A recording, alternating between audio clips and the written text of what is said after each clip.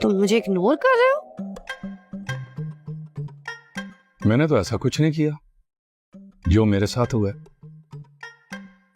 अच्छा, तुम बदले लिए जा रहे? ना बाबा ना, बदला लेने की सकत अब मुझ में नहीं है। सुनो, मैं सोच रही हूँ कि मैं कल वापस आ जाऊं। जैसे तुम्हारी मर्जी। अरे, तो मेरे वापस आने पर खुशी नहीं हो रही? खुशी, गम, सुकून, इन लफ्जों का मुझे मतलब पता नहीं है, सुने सुनाए लगते हैं।